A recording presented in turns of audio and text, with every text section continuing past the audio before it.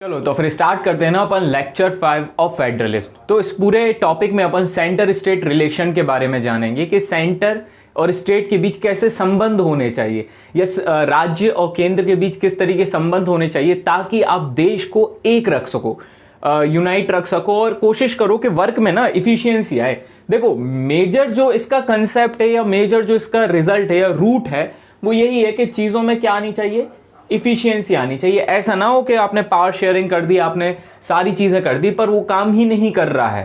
ठीक है, तो ऐसी चीज़ों को बहुत ध्यान में रखा जाता है कि ऐसे पावर को डिस्ट्रीब्यूट करो कि काम आसान हो, टफ ना हो, बेकार ना हो। ठीक है, तो उसके लिए ना अपन ने 3 तरीके से सेंटर स्टेट रिलेशंस को स्टडी करना है। पहला तरीका हो गया लेजिस्लेटिव, सबसे इंपॉर्टेंट। देखो लेजिस्लेटिव इसलिए किया गया क्योंकि ना चीज़ों में इफिशियंसी फिर से पावर शेयरिंग हो जाए। ठीक है, अब जैसे सपोज करो ये कोई देश है, ठीक है, उसमें यहां पे क्या है, सेंटर है और बाकी अदर जगह क्या है, स्टेट 1, स्टेट 2, ऐसे ऐसे करके स्टेट 3। अब इनका बेसिक काम क्या होगा कि इस तरीके से काम किया जाए ना कि लोकल लेवल पे लोगों के वेलफेयर के लिए काम हो।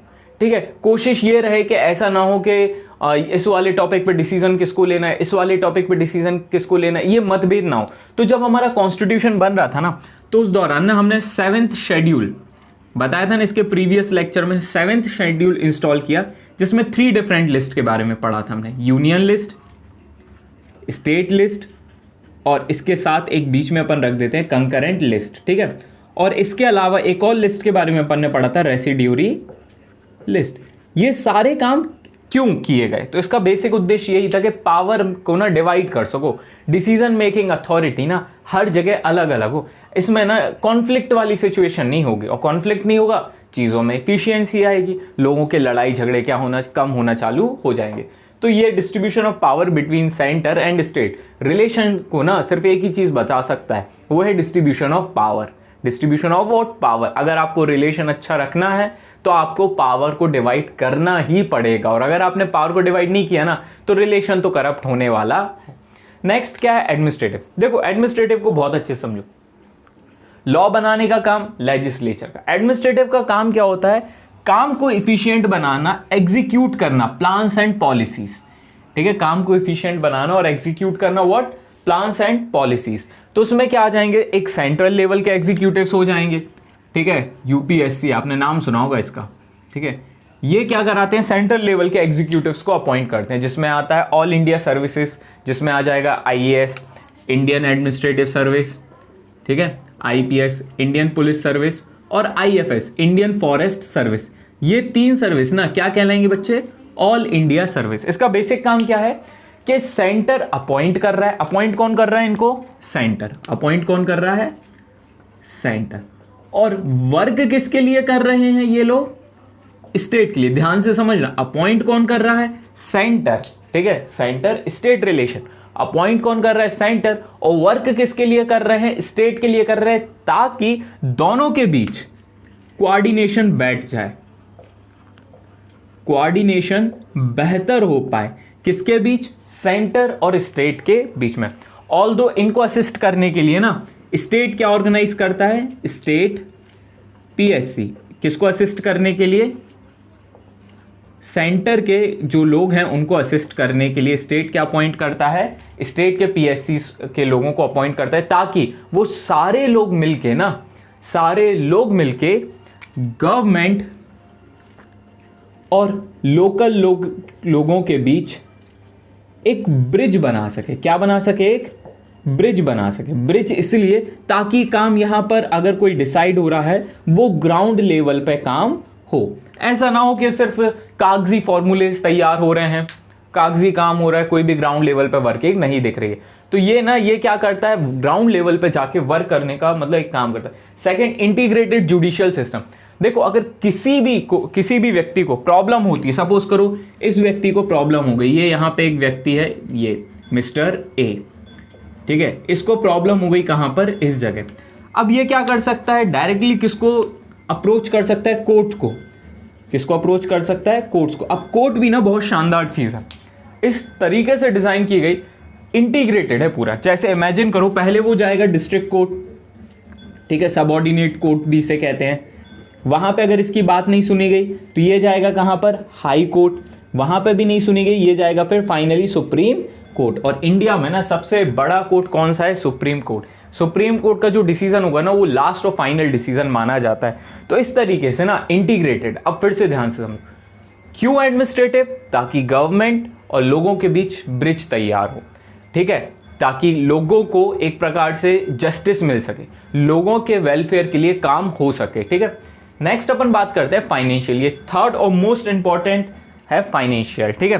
फाइनेंशियल को इसको एक बार लिख लेना, आप लोग रब कर देते हैं, बैक करके पॉज करके लिख लेना, ठीक है। फाइनेंशियल एक चाणक्य बहुत शानदार व्यक्ति, अर्थशास्त्र में जब चाणक्य लिख रहा था तो उसमें एक चीज़ बहुत उसने इंपॉर्टेंटली बताई कि अगर किसी देश को चलाना है ना तो इस चीज़ के बिना, ये नहीं, इसको हटाओ, इस चीज़ के बिना आप उस देश को नहीं चला सकते, दैट इज़ व्हाट फाइनेंस।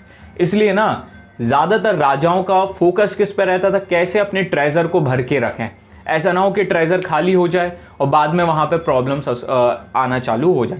तो लोग कैसे खुश होंगे, इकोनॉमिक डेवलपमेंट से। लोग कैसे खुश होंगे, इकोनॉमिक डेवलपमेंट।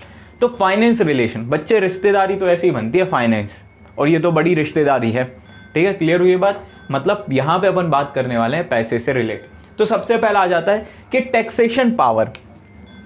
हर एक लेवल ऑफ गवर्नमेंट पे एक चीज को डिस्ट्रीब्यूट कर दो, दैट इज टैक्सेशन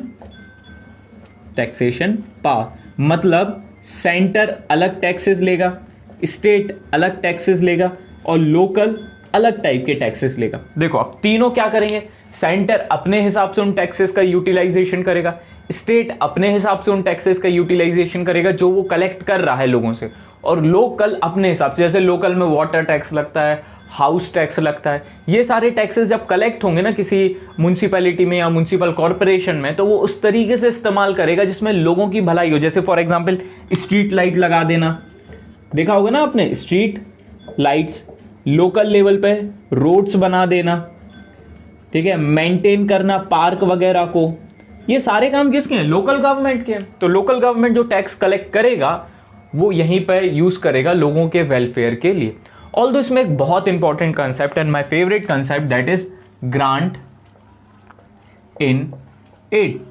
इमेजिन करो कि किसी स्टेट के पास पैसा नहीं है, ठीक है, पैसा, किसी स्टेट के पास पैसा नहीं है, तो वो क्या करेगा, वो सेंटर से गुहार लगाएगा कि यार आई नीड सम हेल्प, या फिर कोई डिजास्टर कोई पर्टिकुलर स्टेट में आ गया, जैसे अभी रिसेंटली आप सुन रहे होगे आसाम में बहुत ज्यादा फ्लड आ चुका है, तो उस कंडीशन में ना सेंटर उस स्टेट को कुछ अमाउंट ऑफ पैसा देती है, कुछ अमाउंट ऑफ करेंसी, कुछ अमाउंट ऑफ मनी देता है, और उसी कंसेप्ट को अपन क्या बोलते हैं, ग्रांट इन एड, अनुदान देता है, ठीक है, इज दैट क्लियर। तो पैसा अगर है तो रिलेशन तो ऑलरेडी स्ट्रांग है, ठीक है। रिलेशन कब खराब होने वाला है, जब पैसे की कमी। ऑल्दो इन सब के अलावा एक और चीज है, वो है कोलिशन गवर्नमेंट। कोलिशन गवर्नमेंट, इसका मतलब होता है गठबंधन की सरकार, ठीक है। ये क्या होता है, तो इसको ना बहुत बारीकी से समझते हैं। इमेजिन करो कि गवर्नमेंट बनाने के लिए 100 लोगों की ज़रूरत है। कितने लोगों की ज़रूरत है, 100 लोगों की।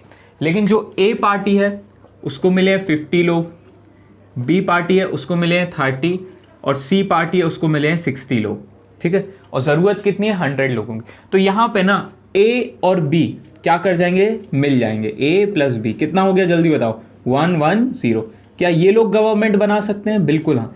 इसमें लेकिन अच्छी बात यह है कि जब ऐसी गवर्नमेंट बन रही है ना, तो ए पार्टी की भी बात सुनी जाएगी, बी पार्टी की भी बात सुनी जाएगी। अब इमेजिन करो ए पार्टी एक्स स्टेट से था और बी पार्टी वाई स्टेट से था, तो ए पार्टी अपने स्टेट के डेवलपमेंट की बात करेगा और बी पार्टी अपने स्टेट की डेवलपमेंट की बात करेगा, और इससे कंबाइन रूप से पूरे देश में डेवलपमेंट देखने को मिलेगा। तो ये थे ना 3 different types of relation, legislative, administrative और फाइनेंशियल, ठीक है। ये आपको अपने बोर्ड्स के एग्जाम में डायरेक्टली कॉपी डाउन करने हैं। अगर आगे आपसे analyse the centre state relations in India, तो डायरेक्ट आप लोग लिखोगे कि सेंटर स्टेट रिलेशंस क्या हैं, व्हाट आर इट्स बेनिफिट, क्यों, क्योंकि to create the efficiency in the society. Centre state relation can be classified into 3 ways, legislative, administrative and financial. Is that clear. तो इस तरीके से आप 5 नंबर के आंसर को डायरेक्टली डील कर सकते हो, और 5 नंबर ना कहीं नहीं जाने वाले। Is that clear. So this was all for today. हाँ, नोट्स आपको डिस्क्रिप्शन में मिल जाएंगे, पिन कमेंट में आपको क्वेश्चन भी दे दिया जाएगा, तो उसको आंसर को आप लिखिए और टेलीग्राम पे सेंड करिए ताकि हम उसको चेक करके आपको रिटर्न कर सकें। Have a nice day, thank you.